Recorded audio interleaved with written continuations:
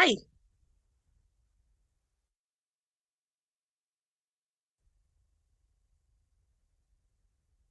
I can hear you. Can you hear me?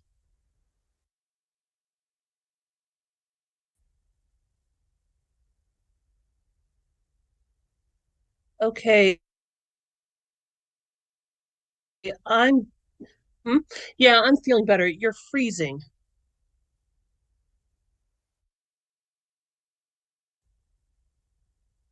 Yeah, every so often the screen freezes.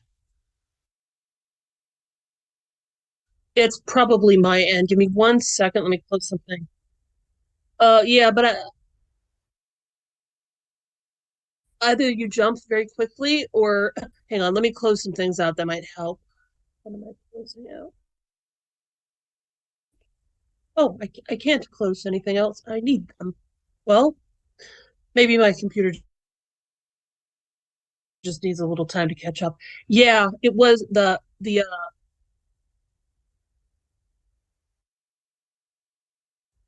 do I have time to what?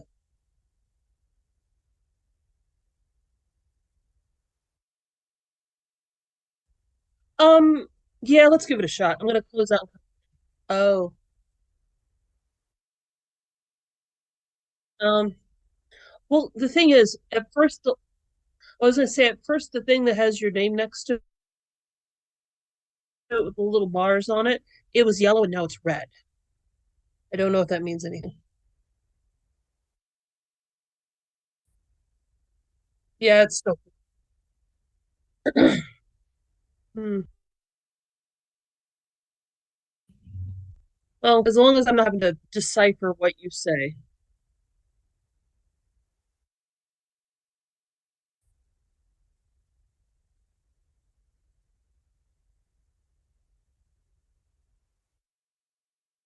Probably my end.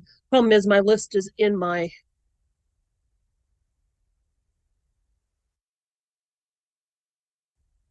I can close out. I don't think that's.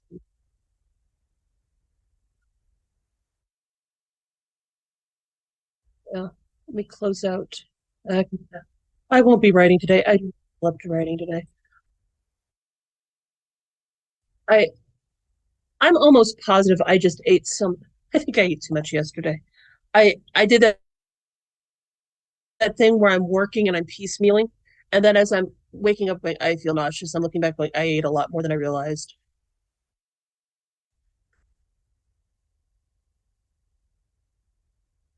Yeah. Randomly.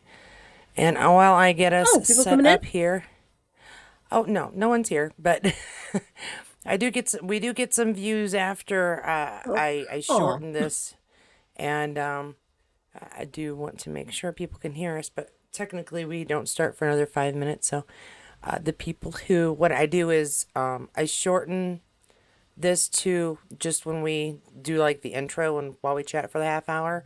And then members who have paid for the privilege to see extras get to see us ramble beforehand, which I swear never ever happens.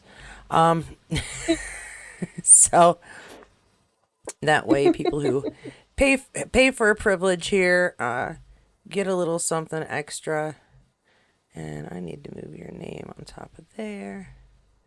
There we go. Although it's really my. hard to see. I'm trying to find a good place to put your name, Yeah, but it's gonna you have are to do. still cutting out.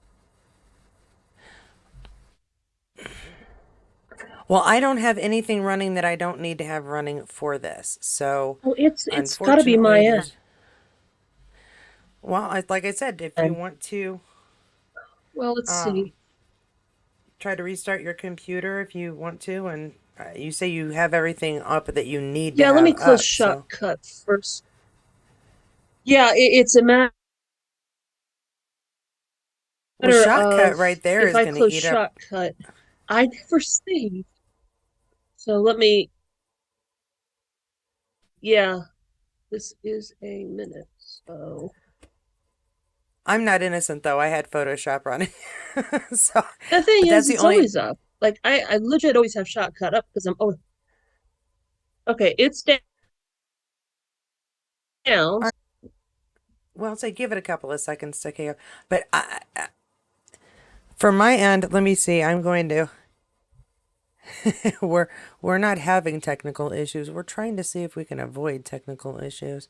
So here I am going to oh, I would need to mute my system, but I don't want to mute my system. Here I'm going to play a piece of content, and I have no idea what this is going to do to the system, but I'm going to play a piece of This is content my on internet mute connection. and see if I can, if it's blipping See. or freezing or anything. Because it's the best way I can test it is to play something else and see if it's blippy. It is taking a while to buffer, but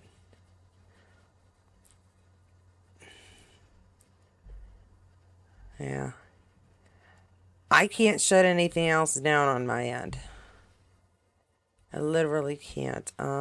You're fine. It's my internet. That This every time I turn on my TV now, I have to reconnect really, it to the Wi-Fi. that's Yeah. that's kind of insane. Although in the middle of me reconnecting it, it reconnects. Mhm. But in the midst of me reconnecting it, it reconnects. Like it works. It's good. It doesn't. I don't have to constantly turn it off and back on. All But right, don't tell mom it's not actually that. I I don't know what to have tell a you. feeling I'd have to pay another $100 for it to be as good as the one I had. Oh, I had food Not your here a fault. minute ago. Um, No, hold on. I had a. Oh, there it is. I was sneaking a little snack beforehand because I hadn't had a proper meal. So, sneaking a little food. that's fair.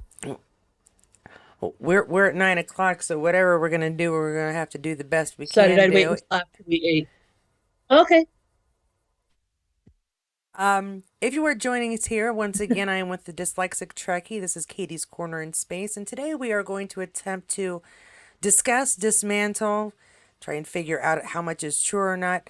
The Star Trek fan, the Trekkie, and I had a whole bunch of stuff in my head, kind of splitting it up by timeline. The the the fans, the original fans from the late '60s, the fans that popped up, say late '70s and the '80s when we were kids, and who is a fan now? What do we picture in our heads? What have we always been told?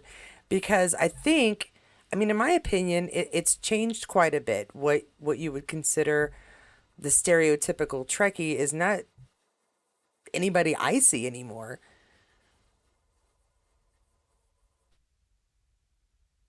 Thoughts? I'm sorry, I missed. Were you asking me because it is cutting out a ton? I know what you were saying, but I caught maybe Well, 20% of it. do you think that we have the same kind of Trekkies that we were always told that we have, and have you seen a change in the type of person who says they are a Trekkie or who will I admit it? okay. It's funny because when I was working, I would ask, are you a Trekkie? And like most of the younger people did not know Star Trek. They did not know what a Vulcan was. They didn't know anything about it. I think if anything now it's a lot of the old stereotypes, only we have to confess that the age bracket has increased. The majority of Trekkies I meet are older, at least our age or older. So I think, but, but it's funny because a lot of them aren't even really into science fiction. It's not like there's another sci-fi they like instead. Yeah, I think, you I find think, people, especially, this is something I wanted to touch on. People had over COVID. discovered Star Trek for the first time because of streaming. People who had adamantly, oh, I don't like sci fi, as you said, they aren't sci fi fans. I don't like Yeah. that kind of story. And the Trekkies who didn't like the newer, what was considered newer in the late 80s, 90s type of Trek. That's not real Trek. It's the same thing they say Mhm. to Discovery and Picard and heck, Mhm. even Strange New Worlds a couple of times. So I wonder, did you Yeah. notice that? I noticed something and it cut out right when you said before what I would have noticed. Connection. Oh man, I'm tempted to go. You know I what? can talk to myself for a little bit if you like. I apologize if I leave. I apologize. This isn't working. This just hang on. If you leave, use the same link to get back. You'll be just fine, okay? In the world of live, not everything goes properly. But if you restart, I can touch on a point I was going to make about the nerd in the basement.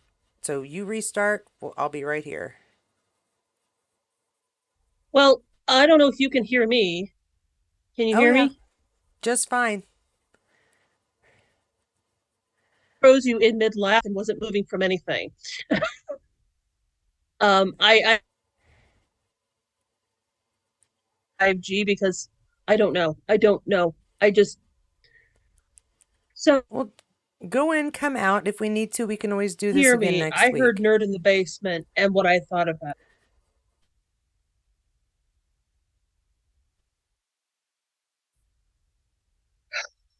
I'm sorry. Yeah, this isn't working. This is totally mine. Maybe give me like 10 minutes and maybe if I shut everything down and turn it back. That's fine. Go ahead. Okay. All right.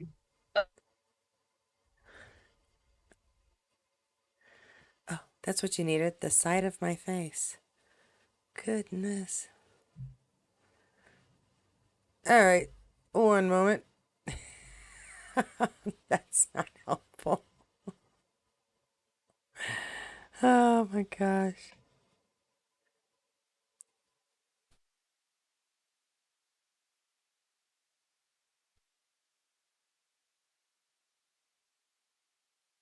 Hello. Pardon me. Oh, it's going to be so funny now. All right. Well, while my sister is trying to figure out what's going on with her internet connection, she has had trouble the last couple of weeks. So, do apologize for the fun and interesting technical difficulties that do come with trying to do a live stream from time to time. There we go. That's a little bit more reasonable. So, when we were the reason I wanted to talk to yeah, I will try this again. The reason I wanted to talk about the Star Trek stereotype, the fan, and the image that we the image that pops into our head when we think about a Star Trek fan is because, well, usually it's a guy. My sister and I obviously aren't guys who are living in their parents' basements. Neither one of us have lived with our parents for a decade or so. And I always find it fascinating that, at least when I was younger, when I would try to express myself as a fan, the very first thing would be, well, but you're a girl.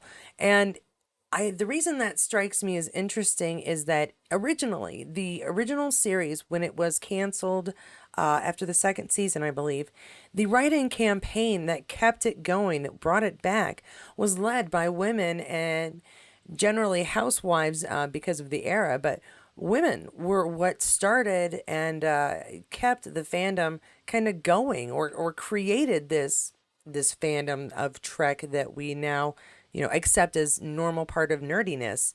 And I found it funny that whenever we talked about whenever we talked about Star Trek fans, my sister is trying to get back in, I think, here soon. The What I find fascinating is that every person that I've ever known that has been a fan, or not every person, but growing up, they were all women. My mother is the one who introduced my sister and myself to Star Trek. The only other person I really talked about Star Trek with in middle school, and I believe this is before the reboots, or not reboots, but before TNG, was another girl. And I'm not positive if our third friend was also a fan, but she would generally listen and allow us to discuss it without any judgment. Um, Let me see 1 second and see if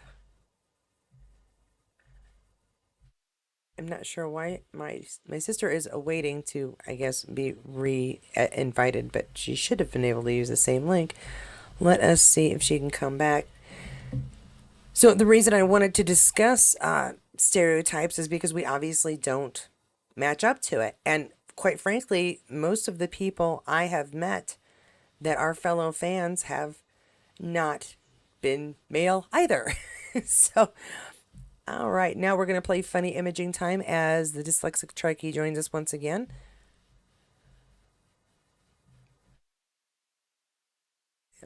Let me resize this before you pop in here. Okay. Okay. All right. Uh, Don't appear to be freezing so far. Well, I I'll literally try. have just Firefox on. Everything else is closed. Okay, well, we'll give that a try and see how that works. And now you're muted. But I think that's No, I'm me. not. No, That's I'm you. having issues with this stupid.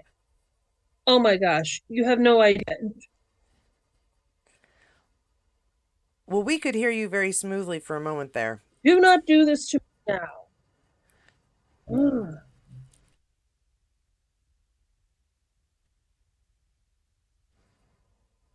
Well, Beep. the I was just discussing that the fans that I've known that, and I think that we Mm-hmm. knew as kids, we were all girls. You know, there was my mom. There Oh was a girl yeah. that I went to middle school class, another middle school with, another one that was also in middle school was in my science class, and again, not a lot of us because this is before TNG came out, but again, all girls. My male friends, guess what? Star Wars. So Yeah. Yeah, I that always loved that stereotype of the guy in the base. I wonder if a part of that came from the fact that between Star Trek and Star Wars, there is something a little more feminine about Star Trek. Very little bit, but that it's more everybody trying to get along and people liking each other. And yeah, there's fights and stuff, but it's about trying to, well, not fight. And so the guys who they might have thought of as being into that would not be very good with girls because they're not as manly. well, in the universes had vastly different female choices for if you wanted to role play. For instance, as we were kids and we would play, we talked about the fact that you were Mrs. Darth Vader because there was only one other chick in the entire place, and that was Princess Leia, and I'm the older sister, so that was me. But there were Yeah. more female choices Even to if you go to look the up yeah, to in so Star Trek. even if you go to the original series, they had of regulars Lieutenant Mm-hmm. Uhura, Nurse Chapel, the blonde one Yeoman, with the beehive. Thank you. Um, she was gone before the end of the first season, so I always forget her name. But she did come back for we got to get the them whales. movies, So, but and also she'd had a they had a promotion, lot so of things went well. and they also had a number of now they were generally considered love interests or something else, but they always had women coming in command roles or in intellectually the historian was a woman. Yeah, let's The say they would have these walk-on female parts, but that were love interests, but they weren't stupid chicks who just happened to be hot, and Kirk had to kiss them before the end of Mhm. the episode. They were, Yeah. as you said, scientists, doctors, and whatever intelligence. There's only like one or two really bad examples of that should not have been allowed female kind of stuff Hmm. going on in the original series, but As even at opposed to that, Princess Leia that was literally a MacGuffin for most of the episode. I don't know. She had better aim than most of the In guys, the in my first movie, opinion. help me Obi. I mean, in the first movie, help me Obi-Wan, I'm your only hope. They're literally she's a MacGuffin. You could have put a chalice in her place, and the story would not have changed that much. They would have still been Except going and getting a thing in the first that's just for the movie. first movie, but yeah, After but that, they she was. gave her more. Sorry. We're gonna go all Star Wars here, but her character was sort of like you say, uh, you weren't supposed to know she was important. That's why that she's your twin sister was such a surprise. Anyway, Mm-hmm. back to Yeah. stereotypes. And also, since we are talking about Star Wars for a second, also Star Trek fans are not supposed to like Star Wars. That's not allowed. You're not allowed to like both. Sorry, guys. Uh, that's why I'll joke that we're polytheistic. We do not There all is speak though. Klingon. No, I know how to say what do you want. Oh, that's good. Okay. I can say Uh, no, cool, and how are you doing? And hi, or well, pretty much 90 different things. Kabla. So it's like success. it's like aloha. It means about a dozen things depending on the context. Hmm. Yeah. I made a list, which probably doesn't surprise you, and I think I had well the nerds. That's the one I want to go against because yes, we're both definitely nerds, and a lot of Trekkies are nerds. But how many genuinely awesome actors are like, I love Star Trek. I've wanted to play a part in it. How many major musicians played characters with 10 pounds of prosthetics on them just so they could say they were in Star Trek somewhere? Honestly, the only actor I know for sure that really wanted to be in Star Trek and found a way to be on it because he really wanted to be on it is Christian Slater. And the only Mm-hmm. reason I know this is because it was in a magazine that I'd read as a teenager. He wanted to be, he was a big Trekkie. Mm-hmm. And, he was a heartthrob. So putting him in for 2 seconds, I thought would draw in the females. Guess what? We're already fans. We didn't need some heartthrob that pops in and says, hey, the captain wants to see you. Um, don't tell the boys, but we like Star Trek. But Um, no, but I've seen a number of top 10. There was, and of course I can't think of his name. There were a couple of musicians that played like the guy in the fish suit and is like, no, I don't care. I'm in Star Iggy Trek. Pop is in Deep Space Nine. Is Thank that you. right? Iggy Pop, Yes, yeah, Iggy he's Pop. and Iggy, he plays not and not he's Wayun, but he plays one of the yes, one of founder the servant people, and it's thank baffling. you. Yeah, now I'm not gonna be I able to hate say it. when I want to say Breen, and I know that's wrong.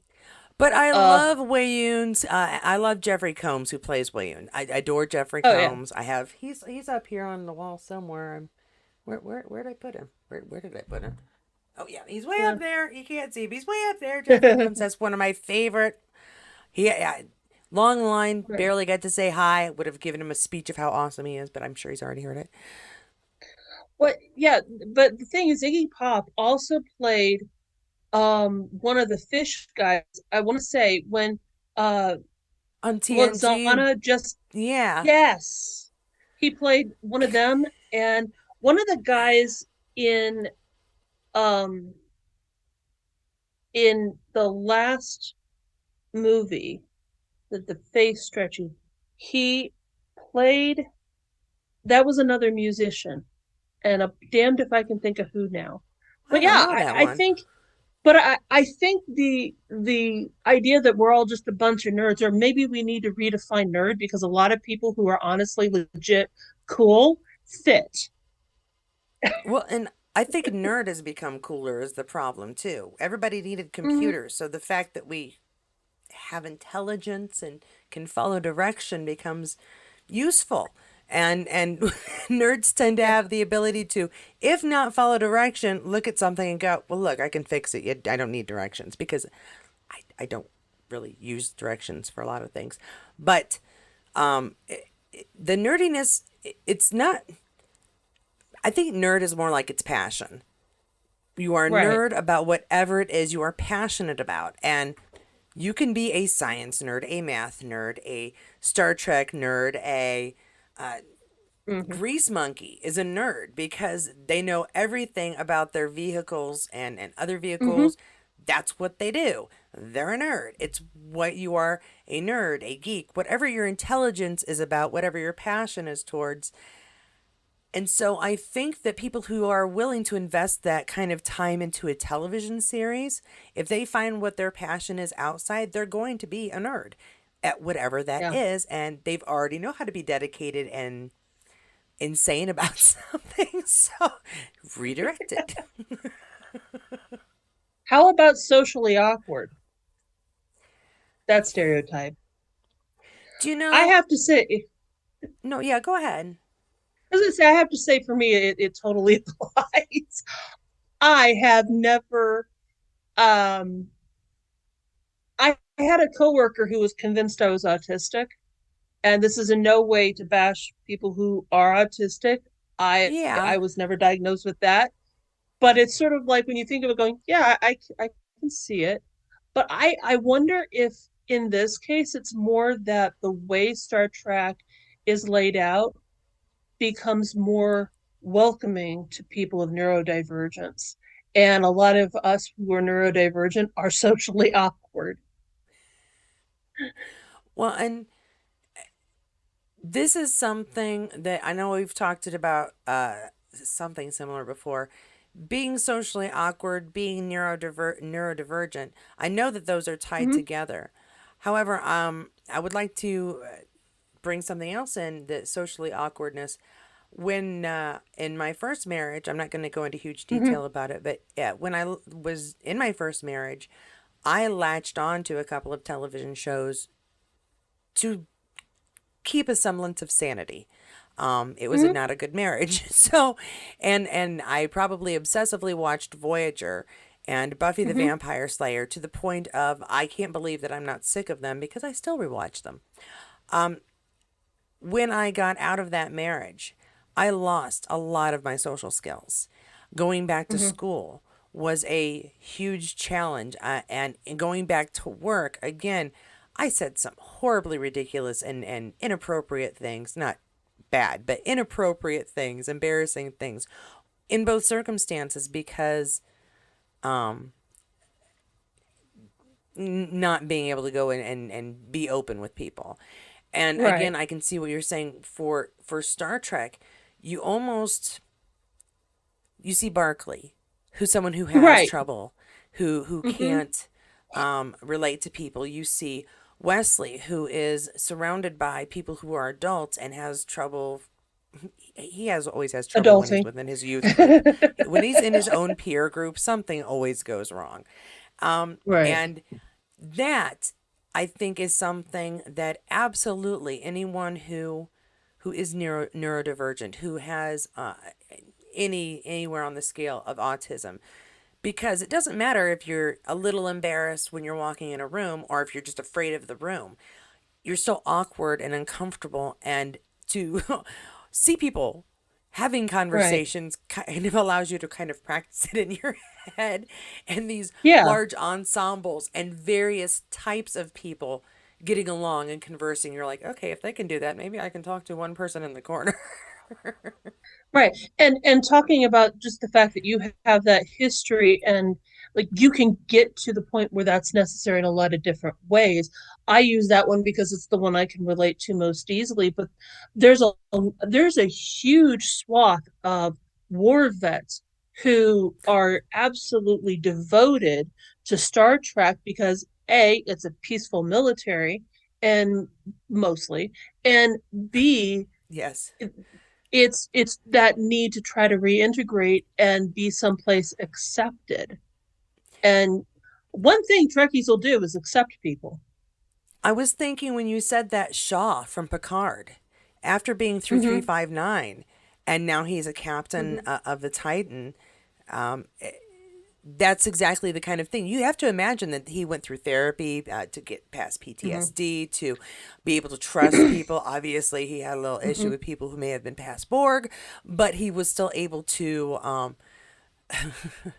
not without problems, work with people who he might have been enemies with before. He was able to work past it to Right. again be able to be integrated, be social with people.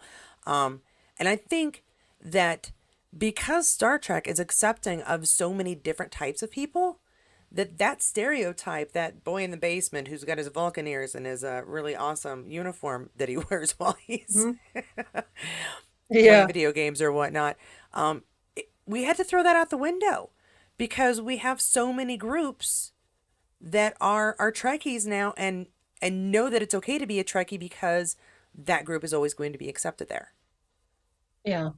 Does that Yeah. make That goes sense? on to my, yeah. So that actually kind of goes into living with your parents still, but it's kind of the same thing. I mean, it fits into the same thing. If and especially the new millennial generation where they're living with their parents longer because they can't afford to live anywhere else.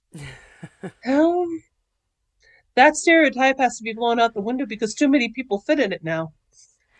Yeah, it will be interesting if that could be addressed. It's one thing to Mm-hmm. have culturally that's normal. There are obviously some cultures that, having two, three generations, four, if you're lucky, um, in the same Mm-hmm. household is perfectly normal. Here in the United States, we want the kids kicked out somewhere between 18 and 22, and these days we're lucky if Mm-hmm. 30 is viable. All three of my older kids are out of the house, and I have to say a good part of that is because I'm thinking, how are we going to get them out of the house? I can't Yeah. afford to keep them. So, Right. um, you know, but and I don't know what that has to do with being a Trekkie at this point. Well, But here's the thing though. Here's the thing. As you say that, um, NCIS. Of course, his name has left my brain. One of the characters is canonically a Trekkie. They made their own fake. They Denozo, use Galaxy Quest. no, No, Proby, not Proby. I forget his name no too, but he's the NCIS. Proby. I meant not NCIS. I meant CSI. CSI, the jerk in the group. Yeah, But I they haven't go watched it in a to a while. Go ahead. convention and it's Galaxy Quest instead of Star Trek. But he lives with his mother. He lives with his mother to the last part of the series that I have, which is I think season 10. And he's financially capable of living on his own. He just emotionally doesn't want to. And I think that's another thing that but it fits back into the socially awkward. I think that you have Yeah, your key people you feel comfortable with, and in this case it happens to be mom. yeah, But again, I don't think it necessarily applies as a whole because most people I know actually are quite independent, successful, went to college, got degrees, did the whole 9 yards. well, like I said, growing up, we our Trekkies were females, but and I Mm-hmm. know you've been to at least one Star Trek convention. It's a myriad of people, and I've been to my Mm-hmm. whopping too.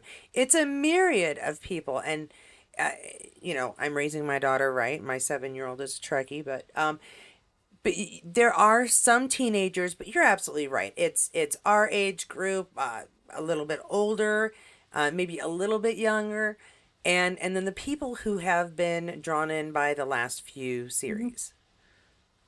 Yeah.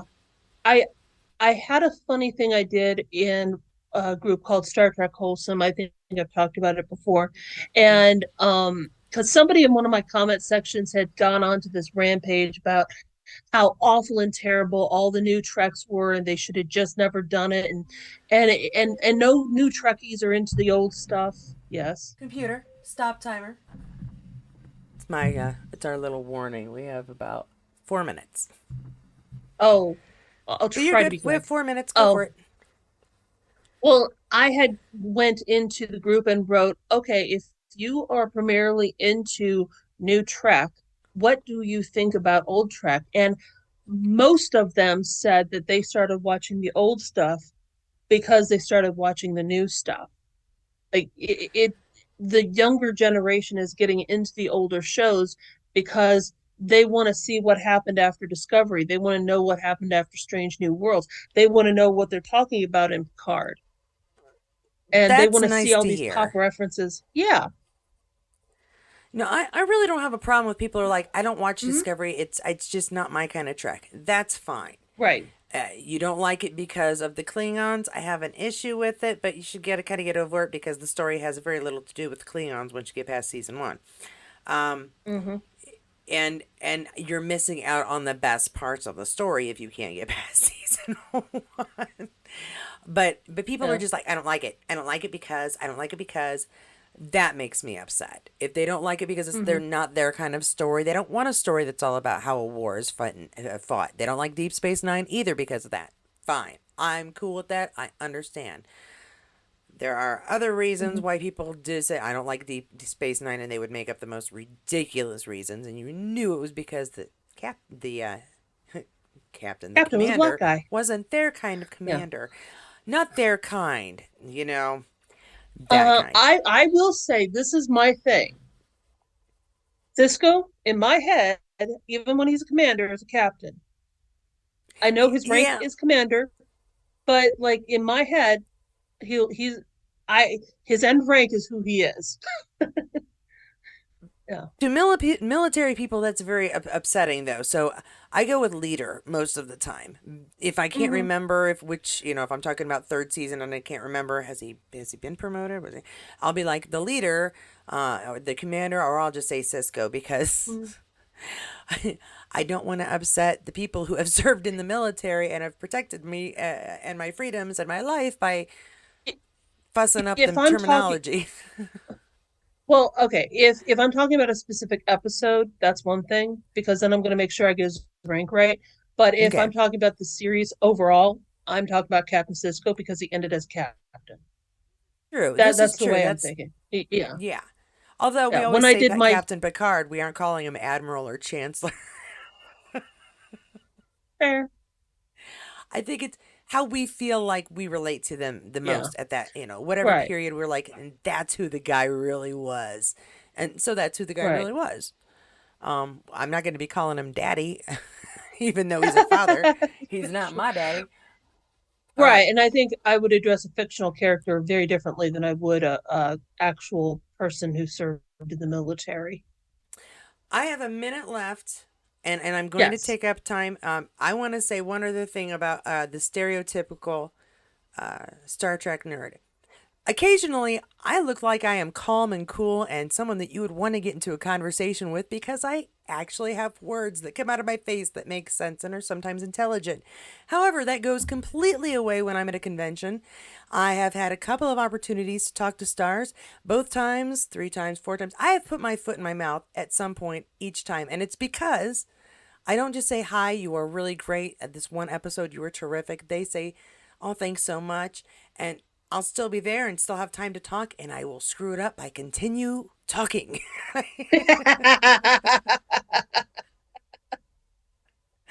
So, stereotypical nerds are nervous in front of their stars, even if it looks like they are confident and well adjusted people. Yes, because this we are literally standing in front of our childhood. I'm like, when I the first stars I met in Vegas were and again I'm running out of time, so nope. Real quick, I'm going to say that the first stars I met when I was in Vegas, and even though you can't see me, you can still hear me, were Dominic Keating and Connor Trenier. And two of the nicest people. I also met Anthony, was sitting there with them. The nicest people because they sat there and let me babble at them and tell them how wait to go and thank them. I need a good idea of how to say thank you. Um, Anyway, that was my sort of story. Thank you so much for joining us. If you can hear my voice, can't see me, you can see my little sister's icon, my name across there. Thanks for joining us this week. We will come up with something interesting to discuss next week, hopefully with fewer technical difficulties. And until then, thank you so much for joining us. I hope that you have a wonderful week, and I will see you again next week.